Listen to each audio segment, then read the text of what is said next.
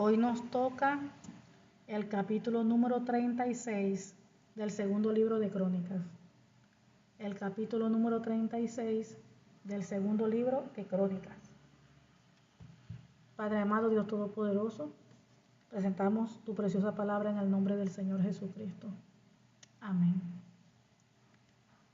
Tiene como título el capítulo Reinado y destronamiento de Joacás. Dice: Entonces el pueblo de la tierra tomó a Joacás, hijo de Josías, y lo hizo rey en lugar de su padre en Jerusalén. De 23 años era Joacás cuando comenzó a reinar, y 3 meses reinó en Jerusalén. Y el rey de Egipto lo quitó de Jerusalén y condenó la tierra a pagar 100 talentos de plata y 1 de oro.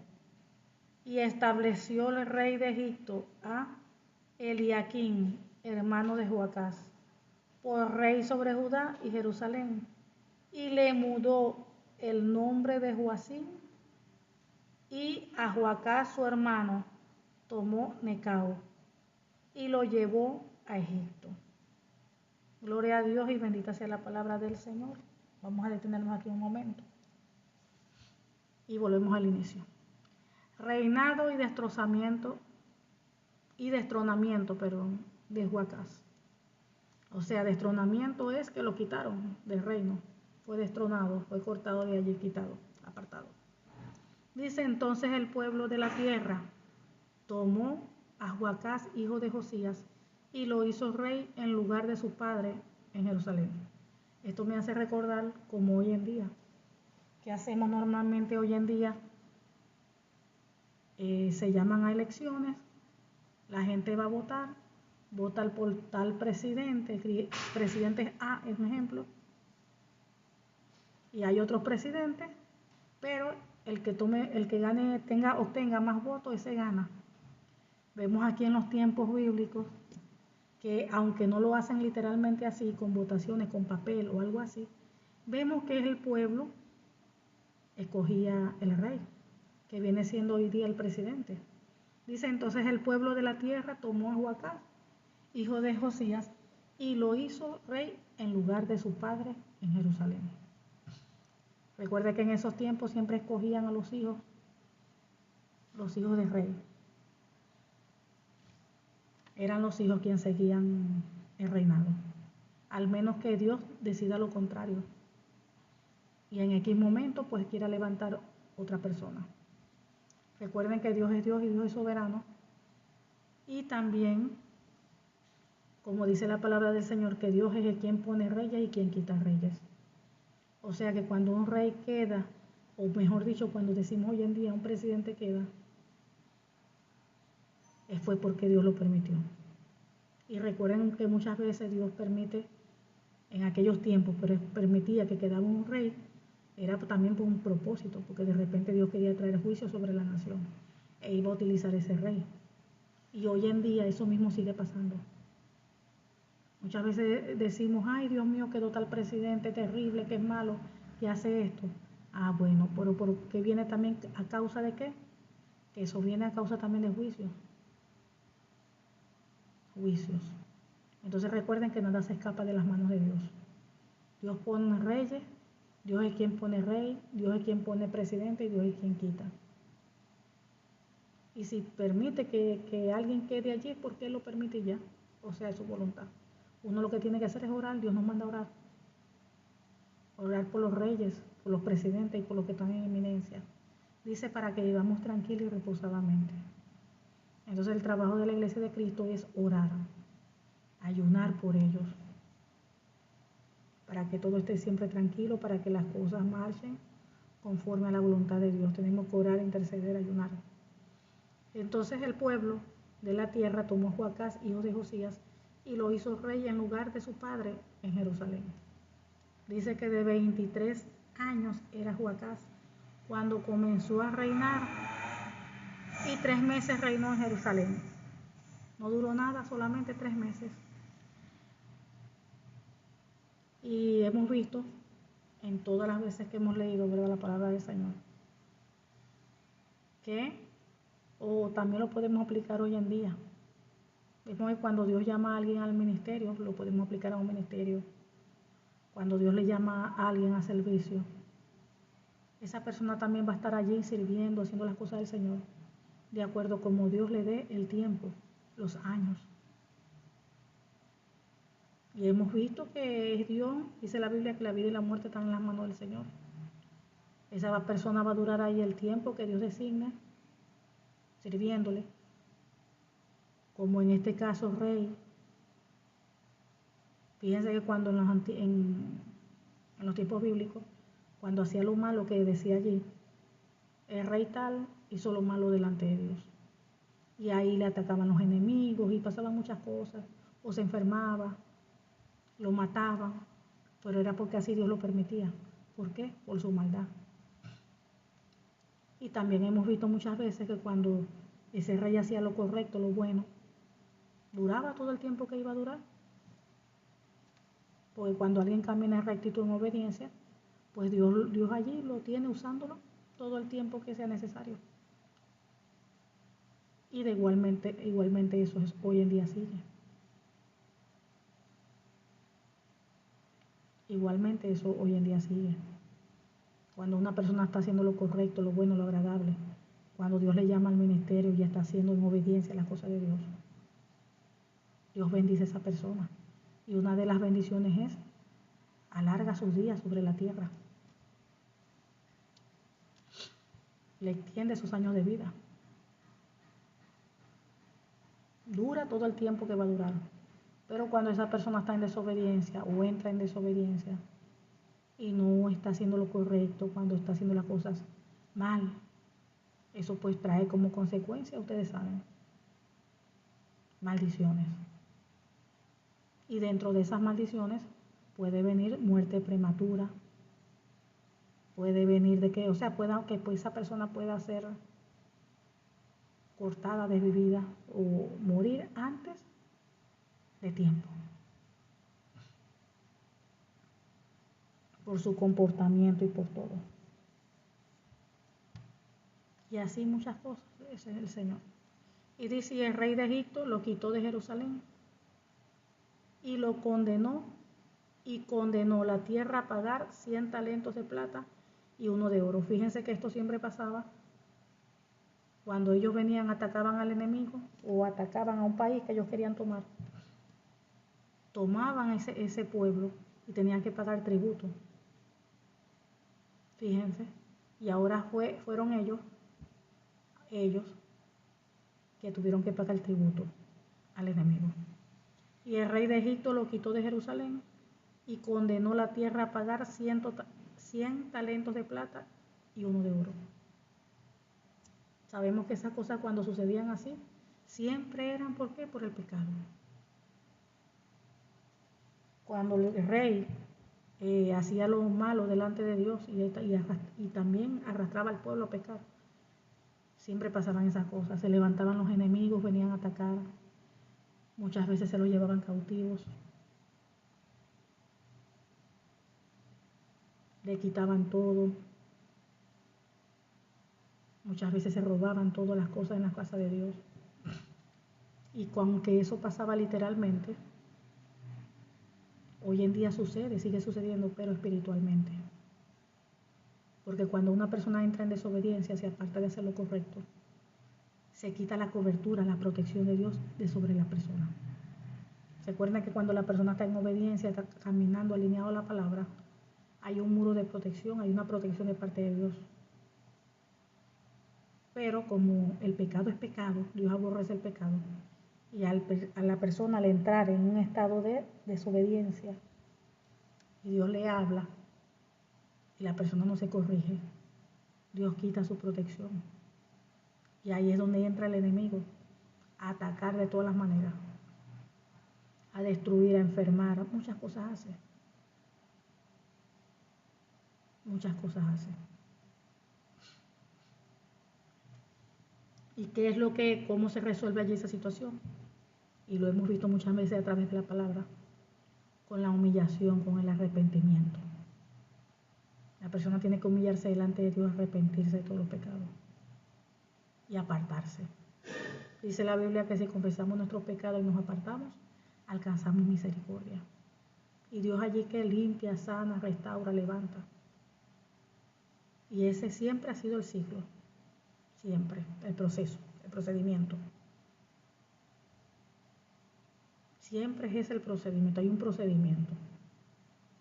No crea usted que si usted, por ejemplo, Dios, de repente está pasando algo por consecuencias de desobediencia, de pecado, usted no crea que Dios va a venir y le va a bendecir en su estado así.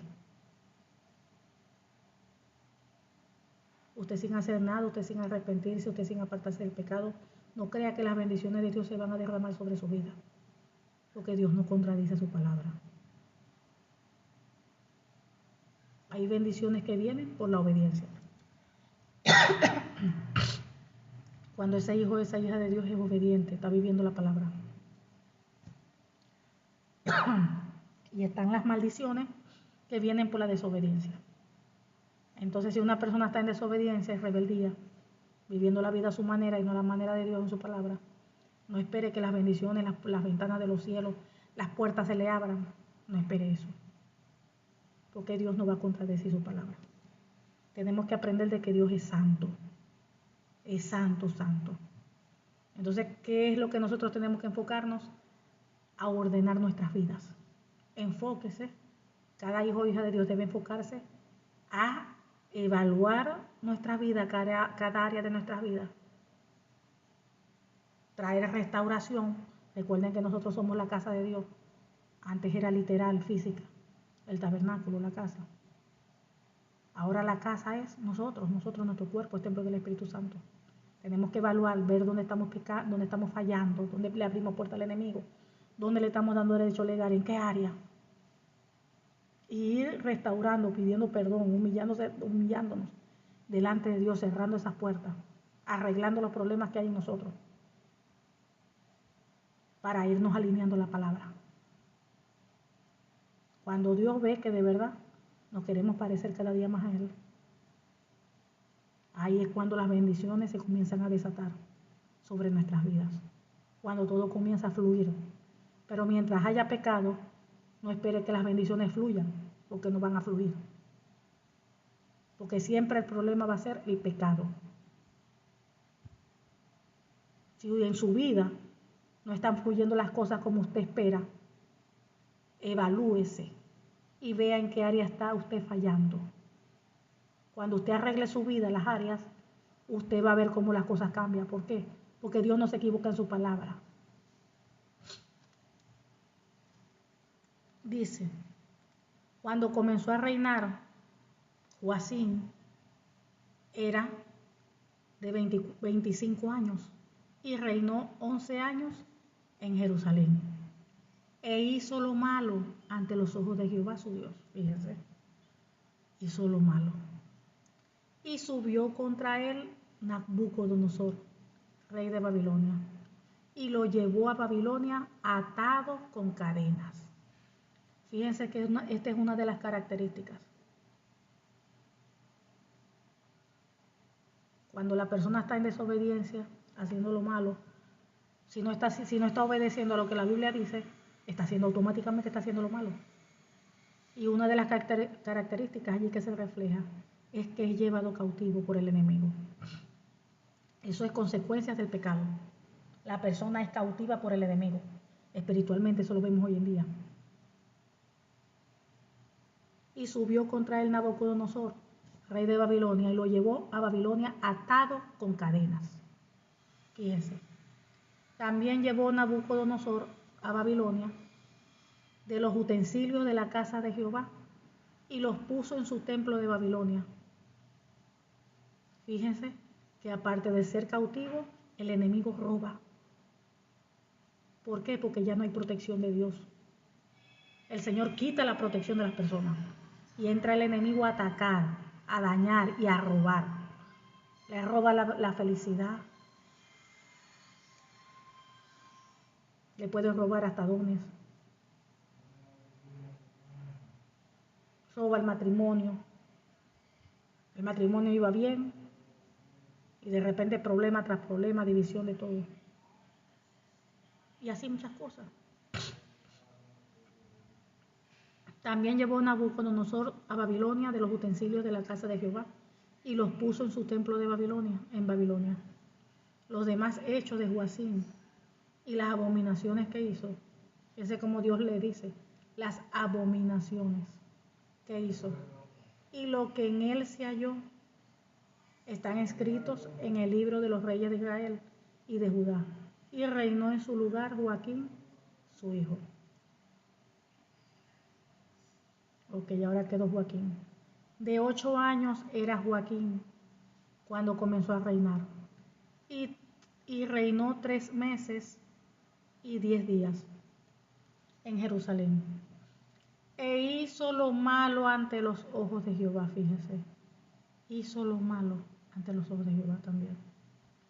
A la vuelta del año, el rey Nabucodonosor envió y lo hizo llevar a Babilonia, juntamente con los objetos preciosos de la casa de Jehová, y constituyó a Sedequías, su hermano, por rey sobre Judá y Jerusalén.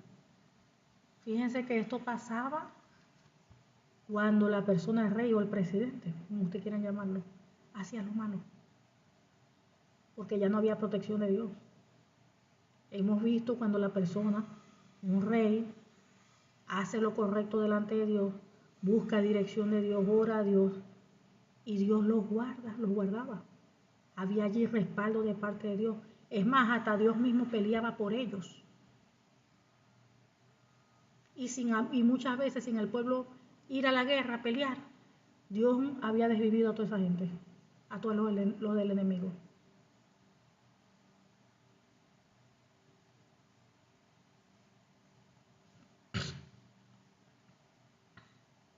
A la vuelta del año, el rey Nabucodonosor envió y lo hizo llevar a Babilonia, junto a los objetos preciosos de la casa de Jehová, y constituyó a Sedequías, su hermano, por rey sobre Judá y Jerusalén.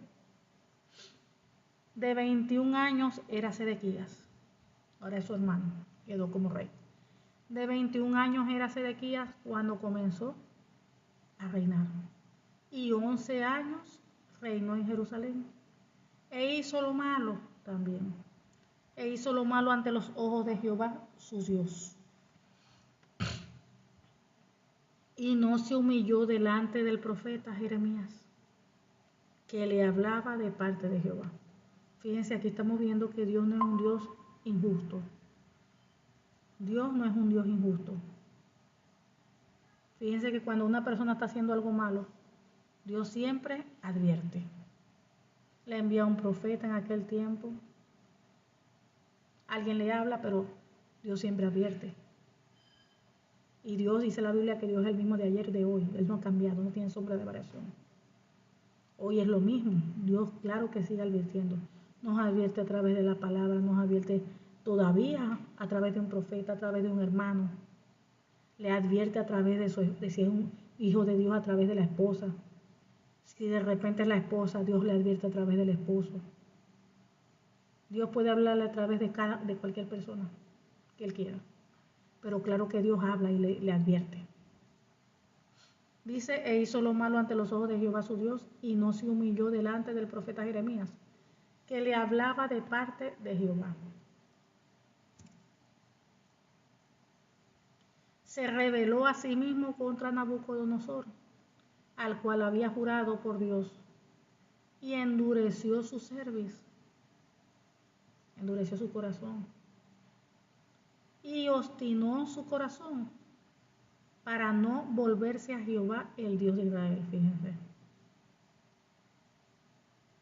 También todos los principales sacerdotes y el pueblo aumentaron la iniquidad, siguiendo todas las abominaciones de las naciones y contaminando la casa de Jehová, la cual él había santificado en Jerusalén. Y Jehová, el Dios de sus padres, envió constantemente palabra a ellos por medio de sus mensajeros, porque él tenía misericordia de su pueblo y de su habitación. Están viendo que a pesar de que la Biblia dice que Dios es celoso, Dios es fuego consumidor, pero Él también es misericordioso. Por eso es que Él da oportunidades. Una persona está haciendo las cosas mal en pecado y Dios le advierte y le habla.